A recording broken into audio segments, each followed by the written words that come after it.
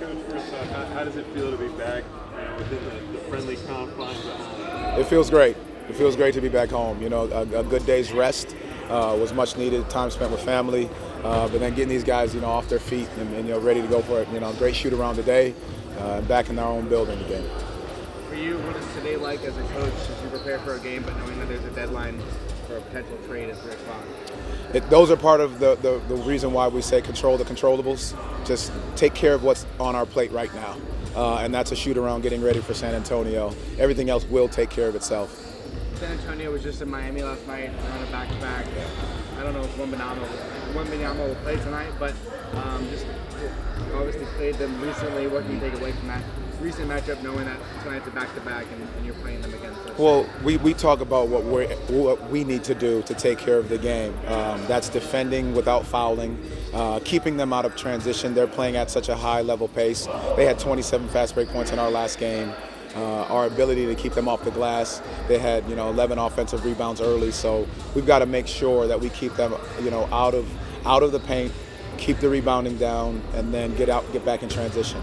What did you like from J.I. and Wendell when they were matching up against Wemby, and just how you saw J.I. he was up there with them and competing with them. What did you like about that? Well, they used different ways of guarding, how they guard for their body type. I think J.I.'s ability to get into the ball more with active hands.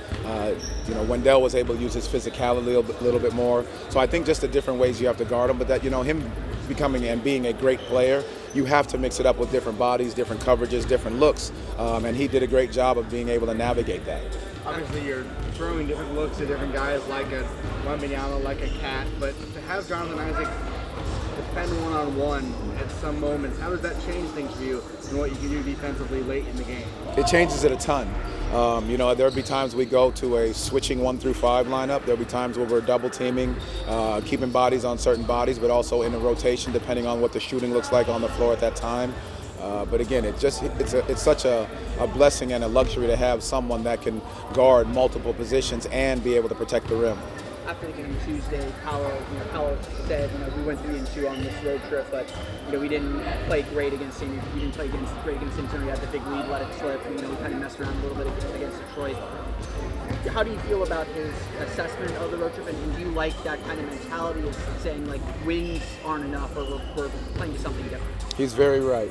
And we talked about that this morning in what we did. You start off the game against Miami, down 2-11. You start off the game against San Antonio down 12-4. You start off the game against Minnesota 5-6. You start off the game against Detroit, you're down 2-10.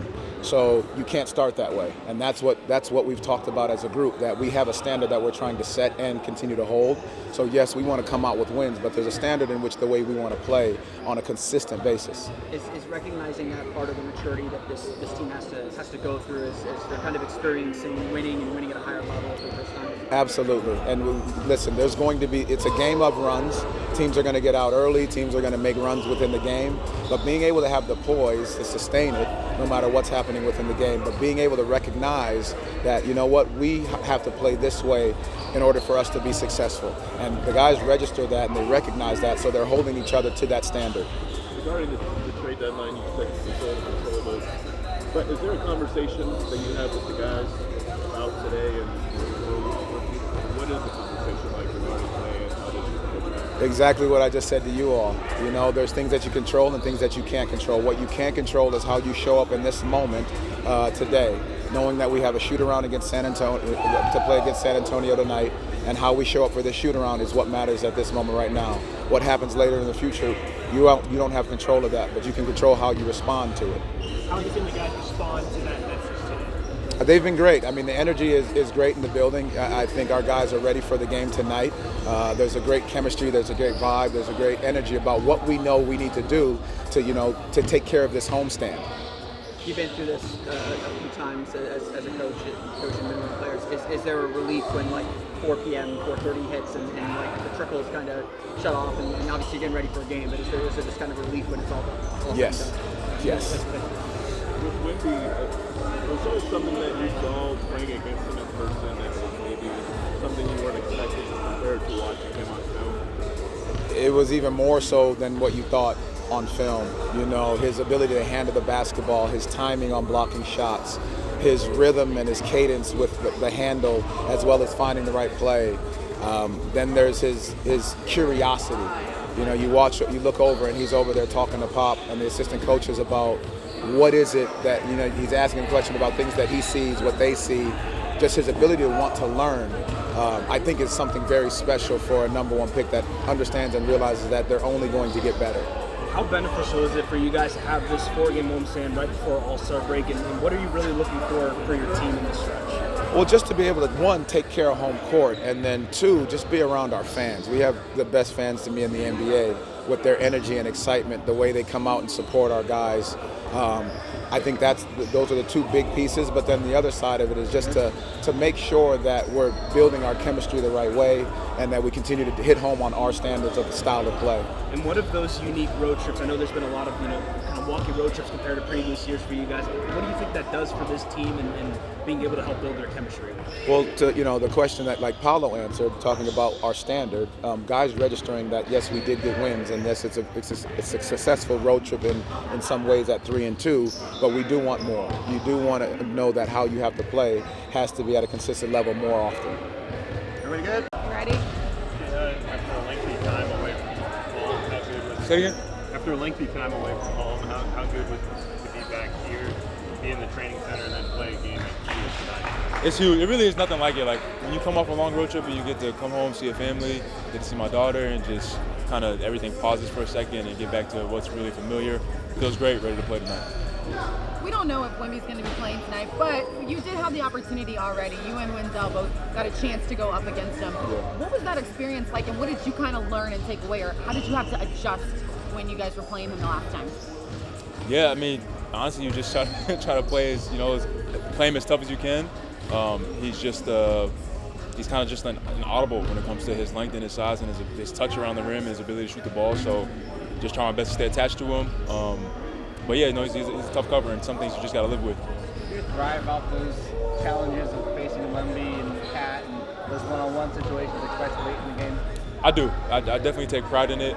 I was telling Carl, like, I go into the game like, oh man, this dude's about to give me 30 just to kind of get myself there, and then I just try to, just try to do my job. Do you like closing out games where you, on that road trip, there were a handful of situations where you were on the whole 12 minutes and fourth? Do you like that? Yeah, I mean, I think it's an honor, especially with the guys that we have in this team that, Coach trusts me enough to be out there in those moments. And so I just try my best to do my job and not be a liability out there, but to add value. After the game on Tuesday, you guys finished the road trip 3-2. Paolo said, we didn't really take care of our business against San Antonio. We let them get back in the game. Detroit, that game was maybe closer, and then you guys had to have a big effort from playing. Is that recognition a sign of this team's maturity, understanding that like wins aren't the only thing that matters? It's maybe the way that you want it, or the way that you're playing to your expectations. For sure.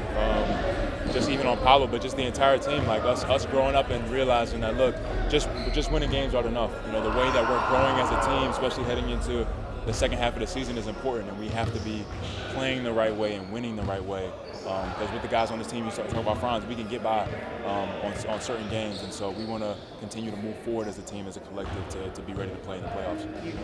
You've been on a team that's made a big postseason push late in the season. Do you have that kind of feeling, or is there something similar about the way this team is approaching games to that team?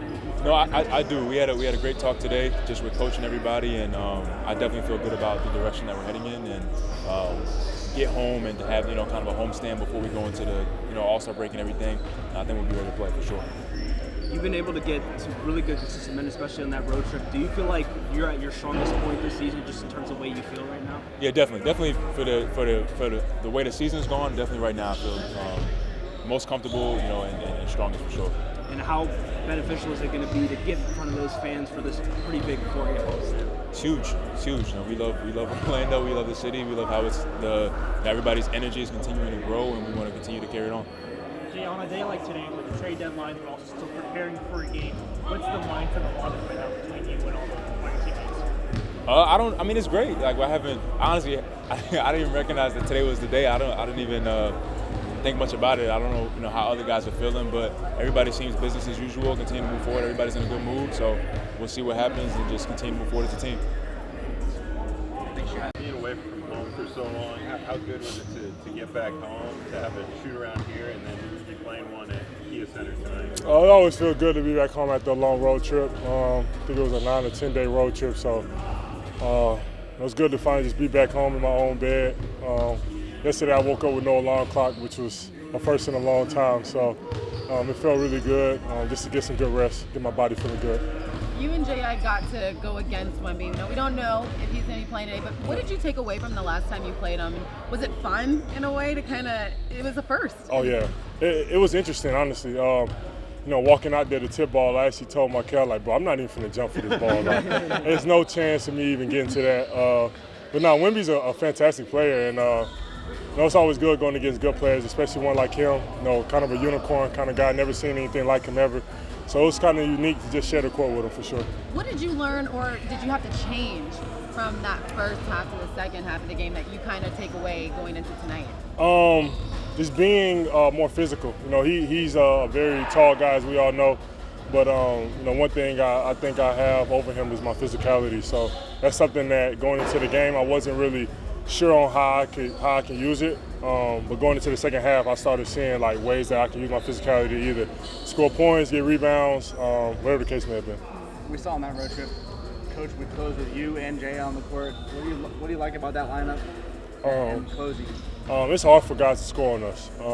With two guys who are defensively minded, who take pride in people scoring on us, I think that's a hell of a lineup for us. With Franz, Paulo, and then Jay Suggs. That's a hell of a lineup where we take a lot of pride on the defensive end. So that's kind of been our staple going into this year, is knowing that defense travels. Offense comes and goes. You make or miss shots, but as long as we can just hold guys down on the defensive end, we'll have a good shot at winning games. Specifically with J.I., how does he help you when you're on the court? He's pretty much everywhere. He can guard 1 through 5 very easily.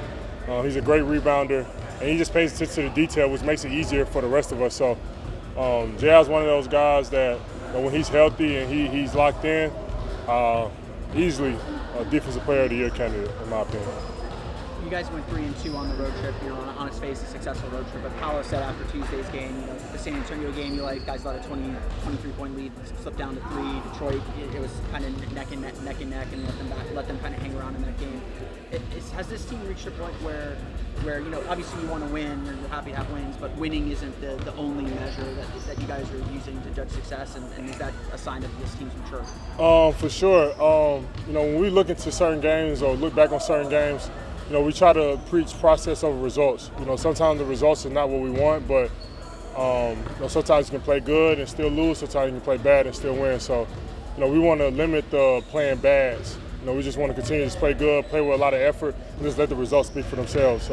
Like you said, a 3-2 road trip isn't bad, but it was a couple of the 2 games that we lost that we could have won if we would have paid attention a little bit more to detail and gave a little bit more effort. Do you sense that this team is kind of growing in maturity? This is for a lot of you guys your first kind of real run through a playoff chase. Yeah.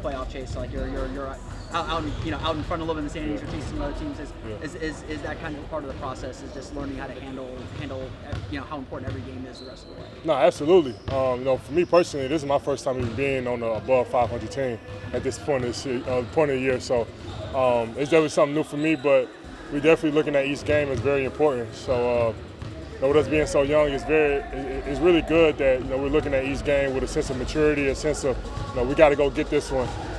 Looking at the standings every day, finding ways how we can just continue to climb the standings, so we have a good position going into the playoffs. What's the most challenging thing about being in that position where you guys are over 500, but you also have teams creeping up on you day in and day out? Yeah, it's tough. It's tough for sure.